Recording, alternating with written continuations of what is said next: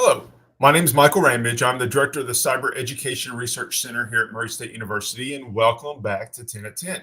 10 at 10 is brought to you through a partnership between Murray State University, Grow West, the Technology Council of West Kentucky, KY Innovation, and our local partner, Sprocket Innovation in Paducah, and the Kentucky Innovation Station in Madisonville.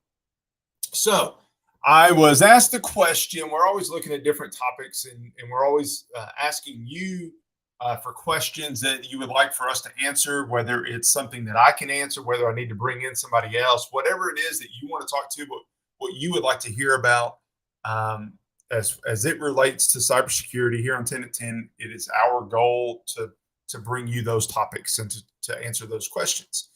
And this week I was asked a question about cyber hygiene. What is cyber hygiene and why does it matter? So I thought that I would spend the next few weeks talking about cyber hygiene. It's an exciting topic, and honestly, it's one that we talked about a lot. But the question is, how is your cyber hygiene? And I'm going to answer this. First of all, talk a little bit about what cyber hygiene means this week, but I'm going to get into some of the things that we should do to improve our cyber hygiene over the coming weeks. That's what I want to do. And many of the things that we're going to talk about are things that you've heard me talk about before, things that we've already discussed, even maybe last week. And so those topics I won't hit on very hard, but I do want to get into this because I think it's an important thing because it's a term that I am hearing in cybersecurity circles. I'm hearing it in government circles. I'm hearing people that aren't in cybersecurity say, "Hey, I hear I'm supposed to improve my cyber hygiene. What does that mean? Can you tell me what that is?" So I want to spend a little bit of time. And first of all, ask you the question, how is your cyber hygiene? And my guess is you're thinking, I don't even know what it means. So what does it mean? Well, Tanium, which is a cybersecurity company, says cyber hygiene is a set of habitual practices for ensuring the safe handling of critical data and for securing networks. Okay, it's pretty straightforward, I think. There's a lot to unpack. Carnegie Mellon defines it as a set of practices for managing the most common and pervasive cybersecurity risk faced by organizations today.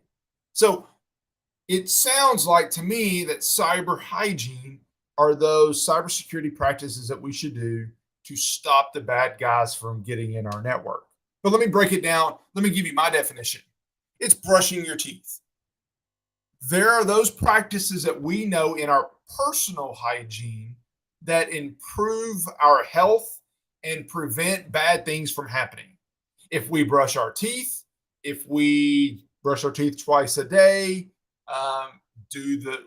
brush our teeth for the length that is recommended, floss, do all those things our dentist tells us to do, it will prevent us from having bad problems later. It'll prevent us from having cavities or having to have a root canal or having to have a tooth removed.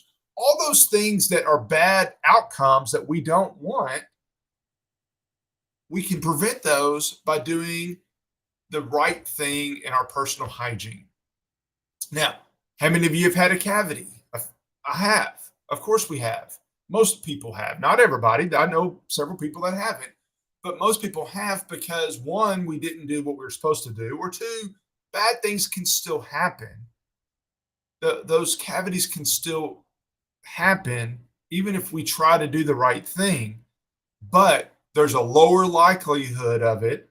And more importantly, there's a lower likelihood of the really bad outcomes of having to have a root canal or a tooth pulled if you're brushing your teeth every day, if you're flossing every day. That's where the personal hygiene, or in cybersecurity, that cyber hygiene comes into play. If we're doing the right things every day, we're making good decisions, both on a personal standpoint, for the things that we control, and as an organization standpoint, then our risks are going to go down. Is it zero? Certainly not, but it will go down. So why does it matter? It matters in part for what I just said.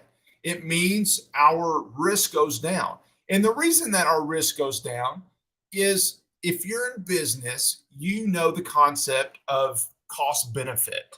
Uh, I remember when I was taking my accounting classes, there was a class, and we spent weeks talking about cost benefit analysis. That you do a you do an analysis. Do the benefits of saying yes to this project outweigh the cost of doing this project?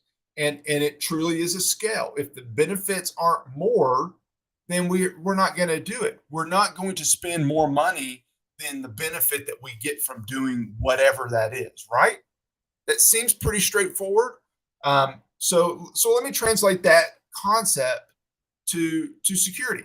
So this is the bad guy. The way the bad guy is looking at it, there's effort and benefit. The effort meaning the cost of their attack. How much effort does a threat actor have to put in to breaking into your organization? That's on the y-axis. On the x-axis, it's the benefit. What's the benefit of that attack? What are they going to get out of it? Is it money? Is it fame? Is it information? Whatever that might be, what are they going to get out of it? And you can see on the screen, I've broken this down into 4 sectors: little effort, big effort, little benefit, big benefit, and it's broken down into combinations. So as a organization, I'll say that this quadrant, that upper left quadrant, as I'm looking at the screen, that is where you want the bad guys to reside. Meaning, you want them to have to put in a lot of effort, big effort, but get little bit of benefit. Meaning, it's going to cost them more than their reward.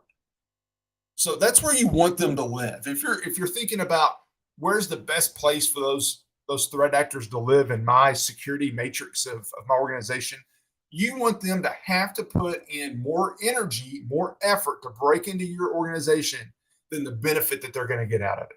That's where you would like for them to live. Now, that quadrant, big effort, big benefit, it's hard to stop those guys. And what I mean is that there is probably not a system in the world that can't be hacked. We can make it hard for somebody to hack. We can make it really hard for somebody to hack.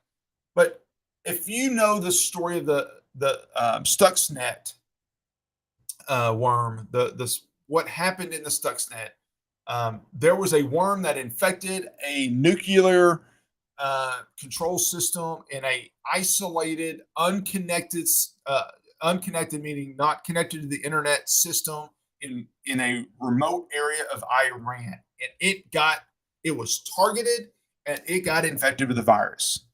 If a organization, a lot of people believe it was the U.S. and Israel, but nobody's ever confirmed who that is, or at least publicly that I've seen. But everybody knows it. But if an organization can target a system in a rural part of Iran that's not even connected to the internet and get into it via a worm, then any system that's connected to the internet is going to be vulnerable if there's enough time, enough money, enough focus, enough energy. If the costs aren't a barrier, then at some point they're going to break into it if that benefit's worth it. Now, the Stuxnet virus set the nuclear program back in Iran back 5 years, is what the reports say. So was it worth it? Yeah, probably. So that's the extreme case. It's going to be hard to stop those attacks. But what we can do is start by eliminating the little effort attacks, those low-hanging fruits, those things that it doesn't take a lot of effort for the attackers. We can start by protecting those. How do we do it? Well, we start by brushing our teeth and flossing. That's how we start. We start by improving our cyber hygiene. We start by doing those things on a daily basis that we're supposed to do. Now, what are those? This is the cliffhanger.